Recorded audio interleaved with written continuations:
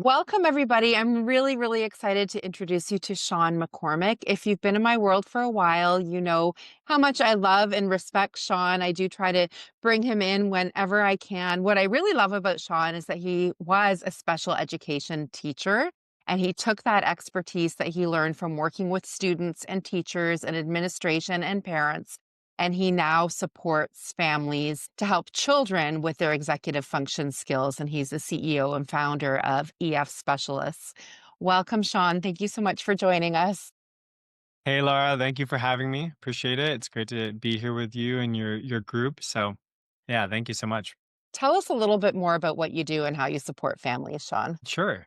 Yeah, well, it started with being a special education teacher. I always loved working with students and helping people be organized, something I'm passionate about for myself and wanted to bring to others. And I loved working in a classroom with special needs students, but eventually when I started my own family, I just needed a bit more flexibility. So I started coaching and tutoring students on the side and realized the main thing I helped with was helping kids with their organization skills and also supporting parents to know how to effectively support their kids with special needs. So I grew that into a team of coaches to increase, the impact of it. And then after I started that, a lot of people came to me and asked, like, how do we do this? We want to help our kids with this. So I started the Executive Function Coaching Academy to train former educators or, retiring educators who want to help kids with their executive function skills. So I've been doing that for a few years. It's been great. And then about 2 years ago, I started a company with a business partner, another former special education teacher called Upskill Specialists, where we help adults with executive function challenges, as well as like businesses who want to support their employees. So everything in my world is just around helping people with their executive function challenges, whether it's students or adults, and trying to make the biggest impact. And the way I kind of offer that on a regular basis is I write a free newsletter every week for parents and educators and one for coaches and send that out to about 6,000 people a week and try to be helpful. Wow. I knew you were the perfect person to speak to when one of my warrior mamas said, I'm having a hard time. And this isn't unique to this one warrior mama. So many parents share this with me that they're having a hard time because it feels like they are the executive function for the whole family. So when you have children with ADHD or other neurodiversities where it's difficult to access those executive function skills, those kids need a little bit extra support and time and patience. And lots of parents are busy with their jobs, with multiple kids, juggling everything, and it can feel really overwhelming. So this warrior mama said, I'm having a really hard time organizing all my stuff and everything for my kids. I need help. And I knew that Sean was the perfect person to reach out to. Yeah, wow, I'm grateful that you thought of me. And I just have so much love in my heart for warrior mamas out there. I have a warrior mama. My wife is a warrior mama. And it's really hard, especially for women, I think, because there's this expectation that you're like doing everything sometimes, I think, with that mother role. And it's not fair. First off, I just want to say that out loud. But how do you make it work, right? Because of course you want to do everything you can to support your family and be a good partner and all that stuff. So, yeah, I'd love to share some things that have worked for me and my wife and our family with our two kids, and hopefully you walk away feeling a little more empowered to continue the war, the positive, loving war as a Thank warrior you. mama. Thank you. Yeah, and I just want to point out too that if you are struggling with this, you're not alone. Like it is a lot to manage, and there's definitely tools and strategies to help so that it's not so difficult. And also look into if this is a really big struggle for you, maybe take a little step back and look into why is it so difficult? Is there something else going on? And I just want to bring this up really gently that if your child has ADHD, there's a 50% chance that one of their parents also have ADHD. My story, my oldest son was diagnosed. I suspected my younger son had ADHD as well. And I was in a support group that I had created for parents in my neighborhood. And the mama said to me, will you have ADHD? I said, oh, no, no, no. I would know if I did. Like I live and breathe ADHD between my special education job at school and my kids and the support group I was running. And they said, well, have you not noticed like you're always on the move and all they listed all these things that they noticed. And I said, no, I'm just overwhelmed. I'm anxious. I have a lot on my plate. I have a hard time keeping everything organized. They're like, "That's ADHD." So just gently, if you are struggling, may or may not be, but it's something that you may want to look into. Yeah, valid. Yeah, I'm also an adult with ADHD, got diagnosed in my 30s and kind of suspected it forever, but I was really productive. So I was like, oh, I can't have ADHD because I get things done. But, you know, the impulsivity and the emotional dysregulation are also factors. So my presentation or, what I'm going to share today is probably geared more towards the person who is actually like maybe a high achiever or someone who's like doing a lot, but is maybe feeling like you're not doing enough or is feeling exhausted. And it's like, is this what it's all about? Like just feeling. So hopefully this helps you. I always tell people small tweaks have big peaks. Like there's probably little things that you could just tweak and it would start to relieve a lot of the pressure you might be feeling in your parenting and potentially professional role too. Thank you, Sean. So I'll just let you take it away and share your Okay. wisdom with us. All right, sounds good. So I'm just gonna walk you through. I made this special for this group because, yeah, I was really excited about the idea of helping parents. So often I'm helping students, but I really wanted to think about how could I help you as parents today. So, a couple of things here. I'm going to share with you why I do this, some principles that have helped me stay organized as a parent with ADHD, and then how you can take some action. And then we'll also I'm happy to answer questions or go through any things that are coming up in the group or whatnot at the end as well. Okay. So just a little background as I was sharing. I was a special education teacher in a public school district, actually the school district where I went to high school. And this was me in my classroom around 2018 or something. I loved working with students. I've really fell in love with this classroom. It was called a counseling enriched classroom. So it was an environment for kids who were transitioning back from residential treatment, who really struggled potentially with multiple disabilities like emotional disturbance is what it's called here, where they might have experienced like really intense depression or anxiety in addition to maybe autism or ADHD. So very complex students, but for me I always love like a challenge and love to connect with students. But when my wife and I had our first child together, this is our daughter Aliana, this was 2019, I think. I shared this picture with my friends and my friend said, man, Sean, it looks like you gave birth.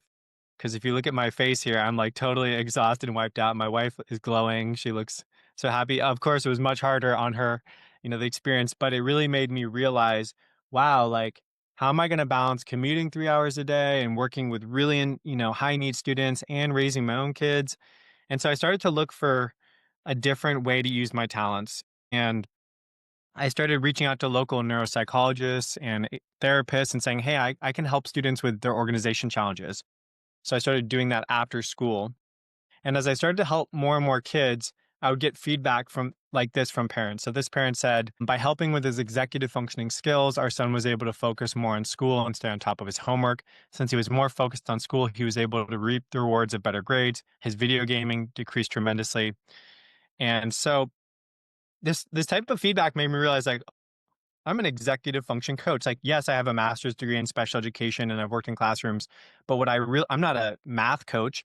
I'm not a writing coach. I help kids with their executive functioning because that was the same feedback I kept getting is like, Sean helps with executive functioning. Unfortunately, I don't know if this has been your experience, Lara, but most school districts don't really talk about executive functioning. They're mainly focused on reading and writing and standards and things like that.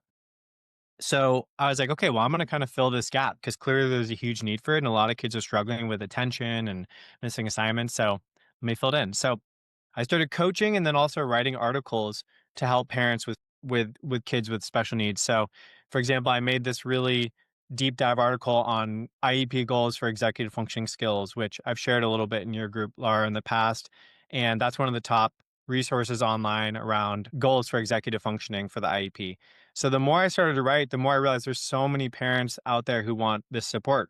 And so that led me to build my coaching program to train people on how to become an executive function coach. And if you Google it, the Executive Function Coaching Academy, you'll see that multiple, venues and websites have ranked it the best coaching program out there for executive functioning, which I'm super proud about. And, as a busy person, I was like, well, I'll do something else, right? So I started another business with a business partner for adults on how to strengthen their executive function skills. So, this was in a span of a 5-year period.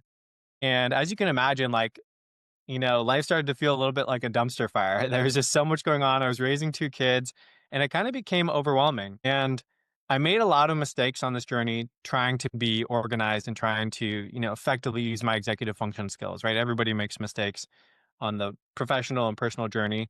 And so a few things that, I really that didn't go so right in this journey, I just wanna share with you so it kind of makes sense is, one thing as I grew and I had, multiple businesses and kids, I was like, all right, maybe I'll just shove all, trying to keep the house organized at night, right? I'll just shove everything in the garage, right? So this is kind of like, all right, maybe, as long as the inside of the house is clean, like whatever, garage. Anyone here have a messy garage like that? So that was like one mistake, right? It's just kind of like shoving things in the doom box or the doom garage. Another mistake I made was making so many to-do lists, right? As you get busier and busier, maybe you start to create to-do lists everywhere, write things down, right? And yeah, it's good to write things down, but like, does it work if you're not actually doing them? So that's one other struggle. And then another struggle or mistake I made was just thinking that if I'm constantly checking things off, then I'm productive, right? If I'm just constantly doing things, that makes me productive. But those didn't solve the problem, right? I didn't feel less overwhelmed or less stressed at the end of the day or sleep better just by trying to do more or shove things in a corner or make more to-do lists. So I'd like to share with you what's worked for me. And so maybe try a couple of these things. And it's less about one specific strategy because I think everybody organizes differently and more about getting to know your own organization style and what your brain needs. So the first principle of this system that I'd like to share with you is just stop trying to do all the things. There's very limited time in the day, in the year, in life. I know it feels like long sometimes maybe, but it is brief in many ways. And we cannot do all the things. We can only do a few things, right? So it's really important to figure out, like, based on your values, what are the most important things to do on a given day or in a year? And there's this quote I like. It says, if you don't prioritize, everything seems urgent and important. But if you define the single most important task for each day, almost nothing seems urgent or important. So I try to live by this idea that, of course, there's like certain almost automated things like making my kids lunch, making the family breakfast, getting kids to school. Like these aren't things I have to write on a to-do list. I'm just going to do them because it's just the structure of my life, right?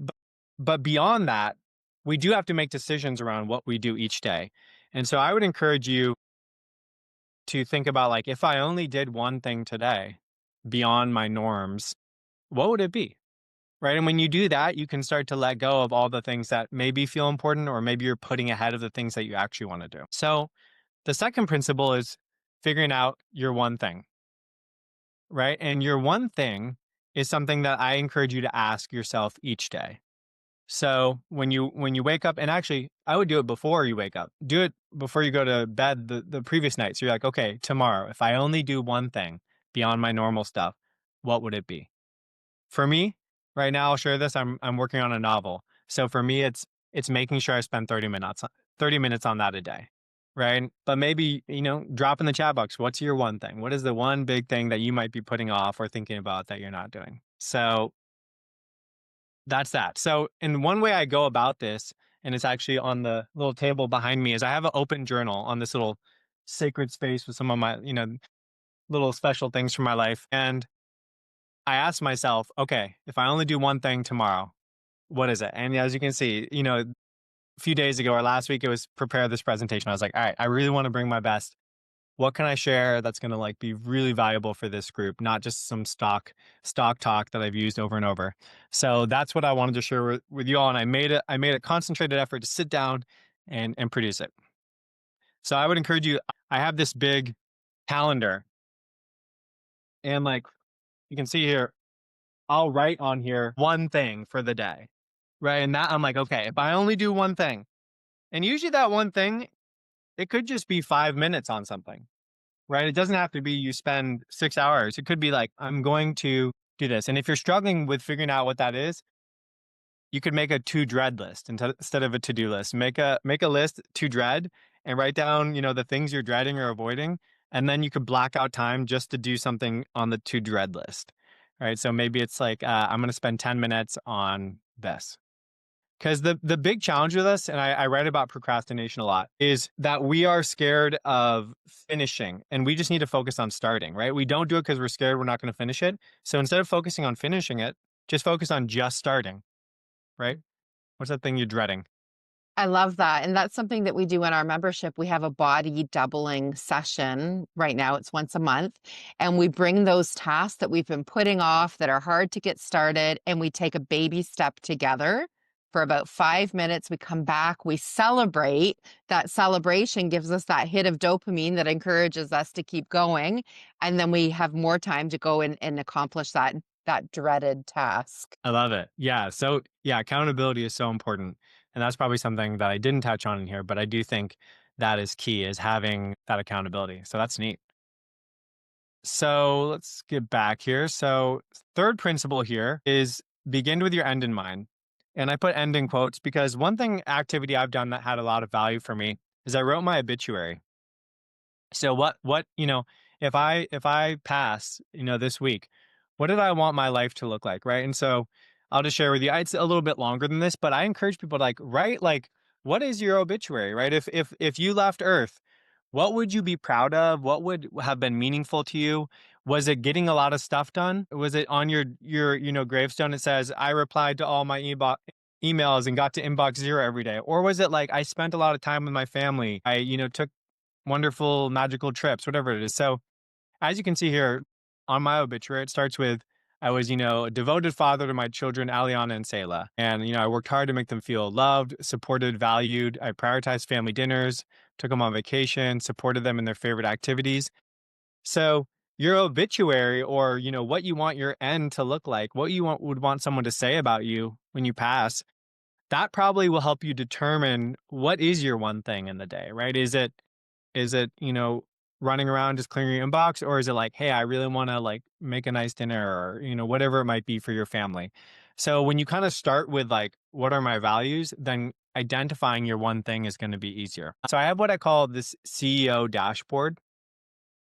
And because I train people to be executive function coaches, people ask me, how do you figure out what to focus on each day when you're running your business? And I think this can be applied to your life as well. So this is a document I use called the Statement of Daily Desire. Now, this is more focused on like building your wealth and your business. But if you look at this, it breaks down like, okay, if I'm going to have to work, which we all have to do, right? To some degree, like you probably want to be making, what you feel is the highest rate for what you're doing, right? Or the rate that feels fair to you. So instead of thinking about what I can do to make more money each day, I focus on, okay, if I have this goal financially, right, and I want to reach it by this date, I'm just going to kind of go through this. Then you focus on what can you give to the world in return for what you desire. So for example, when I started to think 5 years ago when I was leaving the classroom, I was like, okay, I want to make this much money because that will allow me to spend more time, you know, with my family and less time working, right? If this is going to be how it's going to be laid out. So then I was like, okay, what can I give to the world in return for this wealth I desire? And so I was like, you know what? The thing that I've always been good at is helping people understand how to learn things that feel complicated or overwhelming. I could do this with special needs students. I could do this with my friends, with my family. And then the question you can ask yourself is, okay, if that's your special gift to the world, how do you show up for those people each week? Right? How do you be of service? So this is where you start to think of like, what can you give in exchange for the life you're trying to create for yourself? And then the last thing is like, what are your plan? What are the key steps you're going to take? And who do you need to be? Because at the end of the day, it's not about like your goals are great, but at the end of the day, who are you being each day? So I know that, and I have it on my board here. If I'm calm, confident, and bold, then regardless of whether or not I reach my goal for the day, if I stay in that state of mind and I engage with people in that calm, confident, and bold presence, that good things will continue to be created and flow around me. So I just want to share that as a tool that might be useful for some of you who are working and parenting. Okay. Now, principle number 4 is have a to-do funnel. And here's what I mean by this. So there's like a million things I wake up thinking I should do, right? And maybe you have all had this experience too. Like you're like, oh my God, I have 50 things to do today. Right. And so I call this a funnel because you have all those things. And then what I recommend you do is have like generally one place where it funnels into, right? So for me, I use reminders on my iPhone, and reminders is also synced to my desktop on my computer. If you use iCloud, you can have it synced to both places. Just log in using your system settings. So I start to put those reminders on that app, right? Or those tasks. Then I look at those tasks and I ask, is there someone I could delegate this to? For example, like I had a I had a button falling off my pants the other day. Am I going to sit there and try to sew that and fumble around with that? No, I brought it over to a tailor somewhere and they fix it, right? So there's like for most stuff, not everything, but a lot of stuff, there's someone who would happily do it for you for probably a small fee, right? Like, why do we feel like we have to do everything? A lot of us are working parents. We probably earn a good amount of money, or we're in a family dynamic where, I'm, of course, we always have to be conscious of spending, but your time is valuable too, right? So maybe think about delegating stuff, right? As much as you can. Then, for anything you can't delegate or you enjoy doing or brings value to your life, you can either add it to your top five, reminders. So the way I identify those top reminders is I flag them on my reminders list. You can also use tasks, which I'm happy to share about later. I know we talked about that. But if I'm not doing that, then the bigger things that I'm not doing, I break them down into goals and I create 90-day goals. So I'll show you what this looks like real quick. So it starts here, right? I drop it into the reminders if I'm thinking about it. I put it on there. I think about it for a little bit. And then if I'm like, you know what, I really want to do this, but I'm not making time for it, I add it to this little backup goals sheet, right? I only put up to 20 things on this list. So it's a little spreadsheet and I have, backup goals, right? And then if something is a top priority, like I really need to make time, I have a little sheet on the same spreadsheet where I have my top 3 goals, right? The things that I really want to do. Okay. And I break it down into 3 categories: health, wealth, and relationships, right? So I can't just have wealth goals or just have fun goals or just relationship goals because I believe it's about a balance in your life, right? Balancing those things. So I break it down in it. And for each of these big goals, I ask myself, what's one step I can take in 30 minutes or less, right? And always break it down into a smaller step. And then what I do is I drag these little columns and I rotate through them. So I work on one of them each time. So this is what I mean by a funnel is you start with like, okay, it was in my head and I add to a list. If it's still there and I'm not working on it, I add it to like one of my top goals.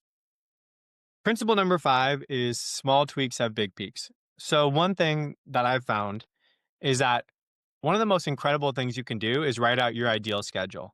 I hired a CEO coach a while back, and the first thing he had me do was write out what your ideal week is, right? So if you could just do exactly what you wanted each week, what would that look like?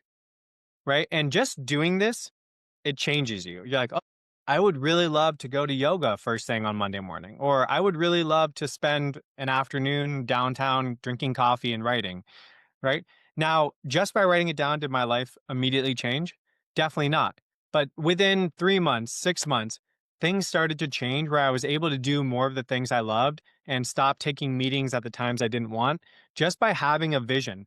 Most of us, we haven't actually charted out what we would want our ideal week to look like. So just by doing this, it can really have a huge impact on your life. So I have a template for this I'll share after. And then the other thing I do is typically on Friday afternoon at the end of the work week or sometimes on Sunday evening, I give myself a score on these different areas. So I'm like, okay, how did I do in hobbies and fun, spirituality, friends, health? I just give myself a little score and I start to look at the averages. And I have this attached in a sheet. I just like, hey, what are the weaker areas in my life? I'm like, oh man, I'm not creating a lot of time for hobbies and fun. Okay, so what's one thing I can do this week to address that weak area? So I just start to look at the big picture and then tweak things week by week, just a little bit. It's not like going on some huge trip or anything. It's just like, oh, maybe I need to make time to spend with friends since I keep marking that I'm not creating enough fun in my life. To kind of wrap it all up, there's no such thing as a perfect system. My advice to you is slowly create one that works for you and focus on your one thing, right? If showing up for this talk today was your one thing, let it sink in. Hopefully it's valuable to you. And if you kind of think in that framework of like, what's my one thing today? Right? What's my one thing this week? What's my one thing this year? it'll help you start to put less pressure on yourself and focus on the things that matter. And last thing I want to say is you're awesome. I appreciate you. You know, you're doing enough. And you can always, start to think a little differently if that helps. My top staying productive in a meaningful way advice. Oh Hope my was helpful. goodness. That was fantastic. I love your color-coded schedule of your ideal schedule. My husband actually just did that for himself, and he's been saying to me, "Come on, I want you to do this too. You need to do this. This is such a great idea." And I've been putting it off, but that would be such a fantastic thing because I often feel like I'm running around doing all the things, but that would really give me some clarity and organization. I also really love that picking one thing because I think we can all do one thing every Mm, day. And then when you do the one thing, it feels good. You get that sense of accomplishment, you get the dopamine flowing. And I think it's then easier to get more things done if you've accomplished that one thing rather than having this giant to-do list and feeling like you're a failure. mhm. Yeah, yeah, I agree. So those were Yeah. some really fantastic strategies. I'll definitely share your QR code so that people can get your newsletter. I'd love to open up to any questions that people may have. And while you're thinking about the questions you'd like to ask Sean, you mentioned that you would share with us about how you use tasks. Sure, yeah, yeah, I can pull it up. So, let's see here. Yeah, so tasks is for anyone who's not familiar, tasks is a little thing that is on the side of any Google application. So for example, if you're in Google Drive or if you open up a document, let's see here, just pop open a document. That's a good one. It's a good exercise too. Sorry, just this limiting beliefs one. That'll be helpful if you start to think I'm not being productive enough, right? You can answer why it's not true. But anyways, so that's on all the spaces, right? And so this is something where it's like it's the same as reminders in that it's kind of that top level writing things down. And then what I do is with this to kind of funnel through all the different you can make different lists by clicking create a new list. So maybe you're like, okay, I've got this list for school or, that's what we use for students, but like I've got this list for personal stuff. What I then recommend do people do is then what you can do is you star like for example maybe the top 3 things any day, but according to how I just showed this, maybe just star one of them, right? But you star the things that are most important and then you can go down to start or go up to start. So, I would never start your day with more than 3 things that you want to accomplish in the day, right? So you can have like, okay, I got these top 3. I'm avoiding everything else basically. And then the cool thing about tasks is that you can drag these for example, into your calendar. So let me see here. I'm going to pause for a second and then I'll share this. Um, Let me pop this out. So here, open the calendar. Let me just anything unessential there. So I'll just give you an example. So you can open up the calendar and then you can drag these into your calendar, right? And so this is a way of building your plan for the day using tasks. Mm. These are not events, so they can't be expanded. And if you do want to get reminders for these, then you need to download the tasks app on your phone and turn on reminders in the settings. But this is just a nice way to look at things. The other cool thing is that on Google Calendar, there's this little tasks tab. So you can either look at your calendar, your tasks, and then you can see all your different lists. You can pop them open or not. And you can, yeah. So it's just another way to look at like everything and start to like prioritize the things that feel the most important. So that's something I've used. I do have like a couple free YouTube videos on this and how to use this. There's a lot of stuff in Google that's really helpful if you're trying to stay organized. You don't need to download some fancy app. You can use something like this. Kind of the way I approach it is whatever I use, I want to make sure I can use it on my phone or my computer. So it's synced rather than feeling like I start on one place and then I have to like think about it differently on another place. Okay, question about syncing because that's really Yeah. helpful. And I've got my day book where I write everything down. I have my Google Calendar on my phone, and then I've got the big mom calendar in the kitchen. Everything that the family needs to know goes on that one, and my phone's always with me so I can add it to Google Calendar, but I like to have this open on my desk to look at.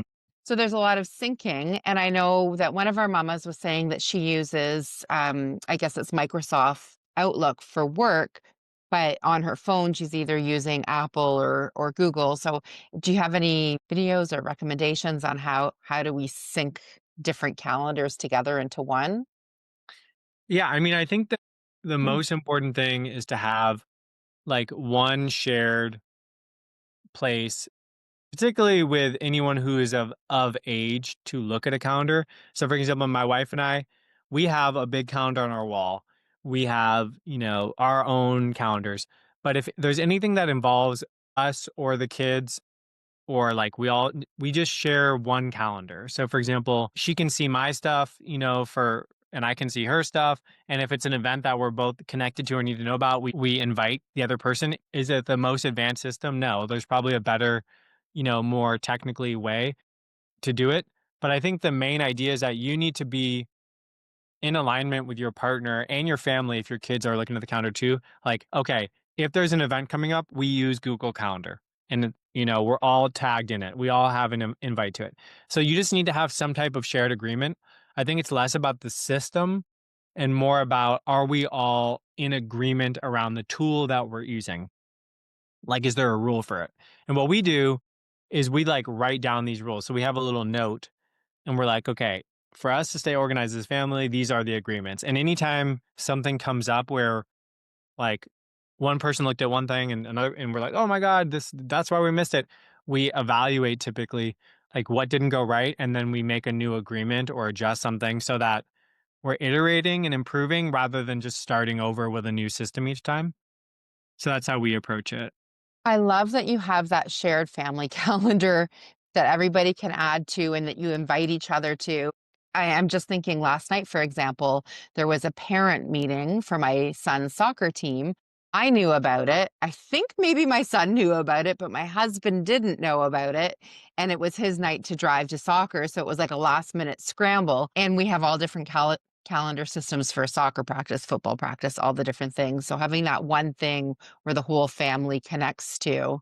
And also giving, like, my kids are teenagers, they're old enough that they can definitely be adding to the calendar themselves when there's events for their sports or for school. And that gives them some ownership, some responsibility. And for ADHD brains, having that calendar is so important to help them learn and understand.